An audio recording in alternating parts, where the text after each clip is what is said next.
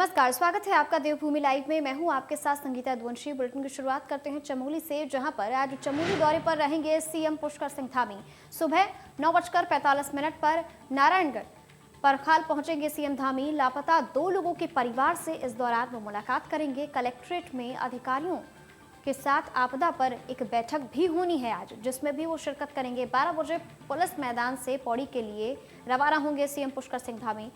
तो बड़ी जानकारी आप तक पहुंचा रहे हैं। सीएम के चमोली दौरे से है, जहां पर पीड़ित परिवारों से वो मुलाकात करेंगे और इसके साथ ही क्या कुछ खास रहने वाला है आज के दिन, इसकी ताज़ा अपडेट आप तक पहुंचा रहे हैं। जहां पर आज सुबह 9:45 पर नारायणगढ़ पहुंचेंगे और इसके साथ ही लापता 2 लोगों के परिवारों से भी मुलाकात करेंगे। तो वहीं कलेक्ट्रेट में अधिकारियों के साथ आपदा पर बैठक होनी है, जहां पर आने वाले समय में किस तरीके से रणनीति बनाई जाए, इसको निर्देश दिए जाएंगे। 12 बजे पुलिस मैदान से पौड़ी के लिए रवाना हो जाएंगे सीएम धामी। तो बड़ी जानकारी आप तक पहुंचा रहे हैं। बड़ी खबर लगातार बनी हुई है आपकी टीवी स्क्रीन पर।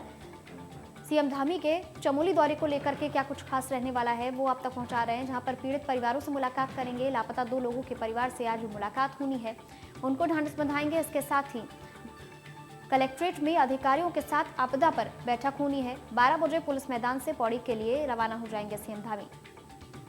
बड़ी जानकारी आप तक पहुंचा रहे हैं, बड़ी खबर से रूबरू करवा रहे हैं। आज सीएम का चमोली दौरा है और इस दौरान क्या कुछ खास रहने वाला है। आज सुबह 9:45 पर नारायणगढ़ के लिए वो निकलेंगे और उसके बाद लापता 2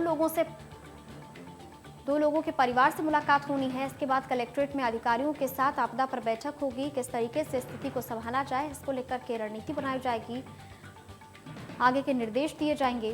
तो वहीं इसके बाद अगर बात की जाए चमोली दौरे की, तो उस दौरान पीड़ित परिवारों से भी मुलाकात करने वाले हैं और परखाल पहुंचेंगे। वो 9:45 पर परखाल के लिए रवाना होंगे और वहां पर लापता 2 लोगों के परिवार से सीएम पुष्कर सिंह धामी मुलाकात करेंगे।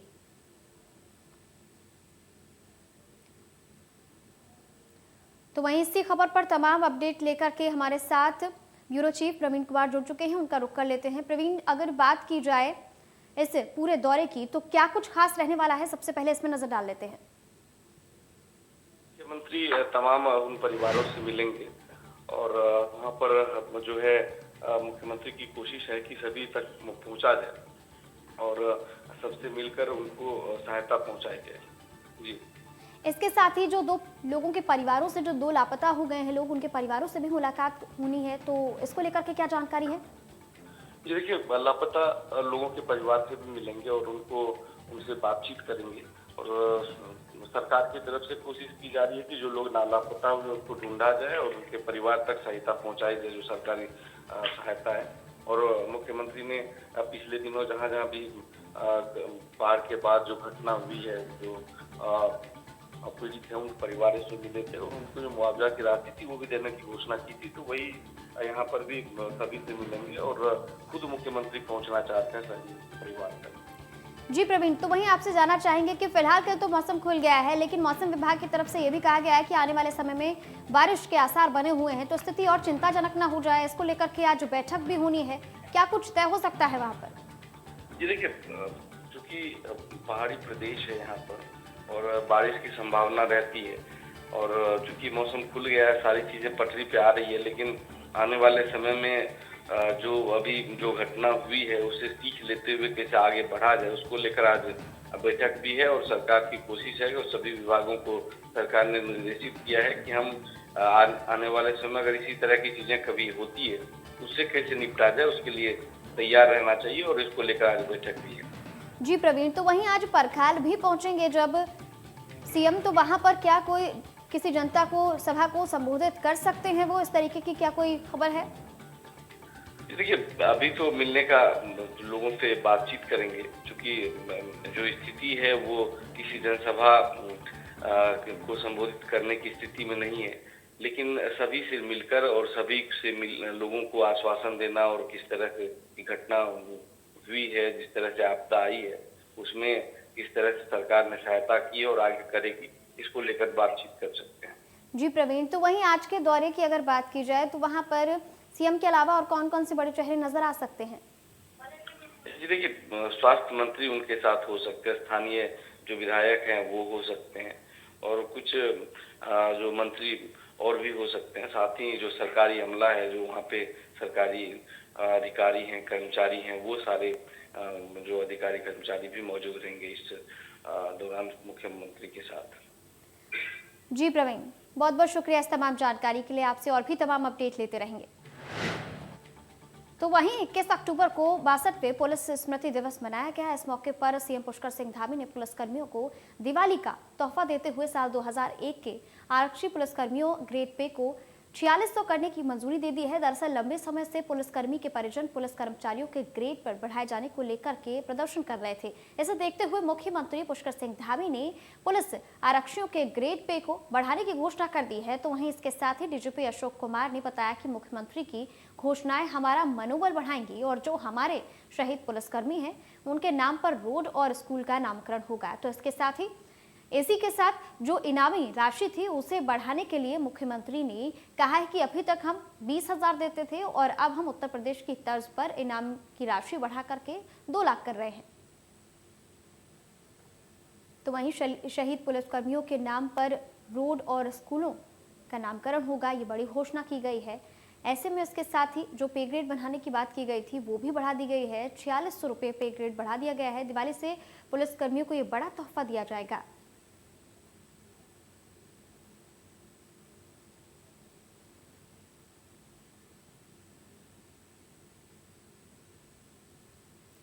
तो वहीं ऐसे में अगर बात की जाए दिवाली के तोहफे की, तो बड़ी घोषणा की गई है जहां पर शहीद पुलिस स्मृति दिवस मनाया गया और ऐसे में सीएम धामी की ये बड़ी घोषणा सामने आई है। लंबे समय से चले आ रहे ग्रेड पे को लेकर के ये बड़ा तोहफा दिया गया है जिसमें 4600 रुपये को मंजूरी दे दी गई है और इसके साथ ही शहीद पुलिसकर्मियों के नाम पर स्कूल और जो सड़कें हैं उनका नामकरण किया जाएगा।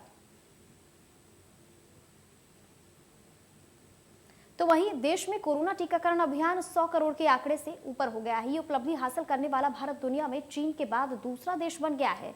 पूरे देश में 100 करोड़ टीके लगने के अवसर पर मुख्यमंत्री पुष्कर सिंह धामी ने कहा कि प्रधानमंत्री मोदी के नेतृत्व में पूरे दुनिया का सबसे बड़ा टीकाकरण अभियान चलाया गया, जिसकी वजह से ही 100 करोड़ टीकाकरण का ये मेगा अभियान पूरा हो पाया है। इसके लिए मुख्यमंत्री ने प्रधानमंत्री और वैज्ञानिकों का धन्यवाद किया है। ये ट्वीट आप तक पहुंचा रहे हैं जहां पर देश में अब तक रिकॉर्ड 100 करोड़ कोविड टीके का सुरक्षा कवच प्रदान किया गया है और इसको लेकर के ये ट्वीट किया गया।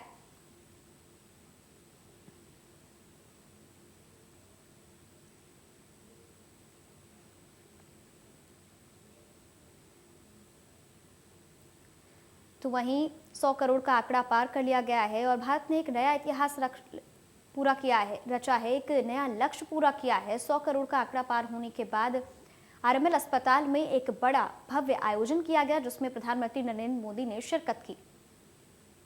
तो वहीं भारत में 100 करोड़ वैक्सीनेशन का लक्ष्य पूरा करने पर पौड़ी में बीजेपी कार्यकर्ताओं ने खुशी मनाई। दरअसल भारत में कोरोना महामारी के भयावह होने पर कोरोना से बचने के लिए वैक्सीनेशन देशवासियों को निःशुल्क लगाई गई। साल बीतने से पहले ही 100 करोड़ लोगों को निःशुल्क वैक्सीनेशन का लक्ष्य भारत ने पूरा कर लिया। ऐसे में बीजेपी कार्यकर्ताओं में जश्न का माहौल देखने को मिला और इसे बीजेपी देश के लिए सबसे बड़ी उपलब्धि बता रही है। तो वहीं इसके साथ ही बीजेपी के महामंत्री जगत किशोर वर्तमान बड़ेथवाल ने बताया कि देश जिस वक्त कोरोना की भयावह बीमारी से जूझ रहा था उस वक्त वैज्ञानिक और सरकार कोरोना से निपटने के लिए उचित प्रयास कर रहे थे। 100 करोड़ का लक्ष्य भारत ने वैक्सीनेशन पर पूरा कर लिया है जो उनके लिए बड़े गर्व की बात है। बीजेपी कार्यकर्ताओं में जश्न का माहौल है। उन्होंने कहा कि जिस वक्त देश इस बीमारी से लड़ रहा था, जूझ रहा था, उस वक्त देश के वैज्ञानिक और सरकार नीति बना रही थी कि किस तरीके से इस चुनौती का सामना किया जाए और आप देख सकते हैं कि आज 100 करोड़ वैक्सीनेशन का जो लक्ष्य है वो पूरा हो गया है और इसके साथ ही ये 100 करोड़ वैक्सीनेशन का लक्ष्य जो पूरा करने के बाद देश भर में खुशी का माहौल था। बीजेपी कार्यकर्ताओं ने इसे एक बड़ी उपलब्धि बताया है बीजेपी की। तो ऐसे में 100 करोड़ वैक्सीनेशन का आंकड़ा पार हो गया। पौड़ी में बीजेपी कार्यकर्ताओं में खुशी की लहर देखने को मिली और इसके साथ ही उन्होंने बीजेपी की अब तक की सबसे बड़ी उपलब्धि बताया है, क्योंकि जिस तरीके से देश उस समय कोरोना महामारी से लड़ रहा था और सरकार तय कर रही थी नीति की किस तरीके से इस पूरी चुनौती का सामना किया जाए। तो वहीं भारत ने 100 करोड़ से ज्यादा वैक्सीन डोजेज का आंकड़ा पार कर लिया है, जो भारत के लिए एक और मील का पत्थर साबित हुआ है। अगर बात करें अल्मोड़ा की, तो 6 लाख की जनसंख्या वाले जिले में 5,78,167 लोगों को वैक्सीन लगाई जा चुकी है। डॉक्टरों का कहना है कि जनपद में लगातार इसके लिए लोगों को जागरूक किया जा रहा है और वर्तमान में जनपद अपनी लक्ष्य की ओर है। तो वहीं अल्मोड़ा की अगर बात की जाए, तो अल्मोड़ा में भी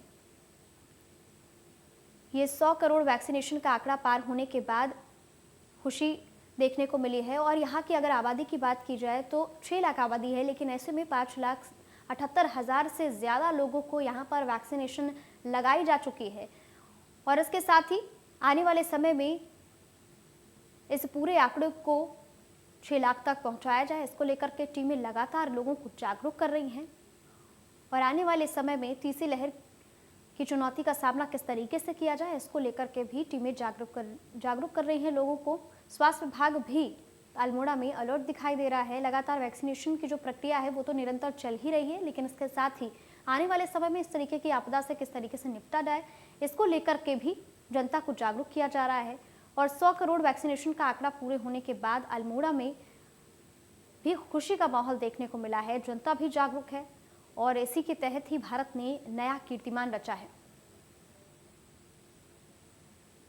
तो वहीं उधम सिंह नगर की सितारगंज विधानसभा के विधायक सौरभ बहुगुणा के नगर से मारपीट करने और वर्दी फाड़ने के मामले में 6 नामजद 15 अज्ञात लोगों पर मुकदमा दर्ज कर लिया गया है। तो वहीं विधायक बहुगुणा ने मीडिया को बताया कि लगातार बारिश के चलते सितारगंज विधानसभा क्षेत्र के कई गांव में बाढ़ जैसे हालात थे, जहां वो बाढ़ पीड़ित क्षेत्रों का दौरा कर रहे थे। जब वापस लौट रहे थे, उसी दौरान लोका गांव में सत्येंद्र कुमार के नेतृत्व में कुछ ग्रामीण उनकी गाड़ी के आगे आ गए। जब गनर द्वारा उन्हें हटाने का प्रयास किया गया तो उन लोगों ने गनर के साथ बदतमीजी की, उसकी वर्दी फाड़ी और मारपीट भी की। फिलहाल पुलिस मुकदमा दर्ज कर आगे की जांच में जुटी हुई है। तस्वीरें सितारगंज से आप तक पहुंचा रहे हैं। जब विधायक बाढ़ग्रस्त क्षेत्र का दौरा करके लौट रहे थे, तब ये पूरी घटना हुई है, जहां पर कुछ लोग आकर के गनर के साथ मारपीट करने लगे, उसकी वर्दी फाड़ दी और इसके बाद से ही 15 लोगों समेत कुछ नामजद लोगों के खिलाफ मुकदमा दर्ज करके अब पुलिस आगे की कार्रवाई में जुटी हुई है। तो वहीं कोरोना के कारण पिछले 2 साल से मंदी के दौर से गुजर रहे बाजार में करवा चौथ के लिए खरीदारी करने आ रही महिलाओं की भीड़ ने व्यापारियों के चेहरों पर रंगत ला दी है। उत्तरकाशी बाजार में हर जगह महिलाएं करवा चौथ की खरीदारी करती नजर आ रही हैं और इसके साथ ही स्थानीय ब्यूटी पार्लर संचालिका का कहना है कि काफी समय से इतने लोग खरीदारी करने आ रहे हैं, जिससे पिछले 2 सालों से मंदी से गुजर रहे उन व्यापारियों के लिए राहत भरी खबर है।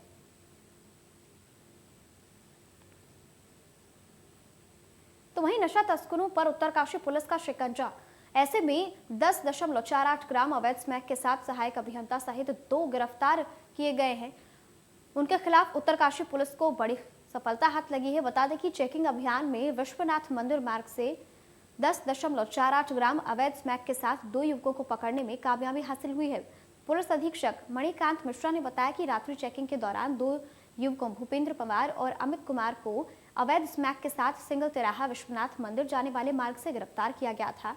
बरामदी और गिरफ्तारी के आधार पर दोनों के विरुद्ध कोतवाली उत्तरकाशी पर एनडीपीएस एक्ट की धारा 8/21 के तहत अभियोग पंजीकृत किया गया है।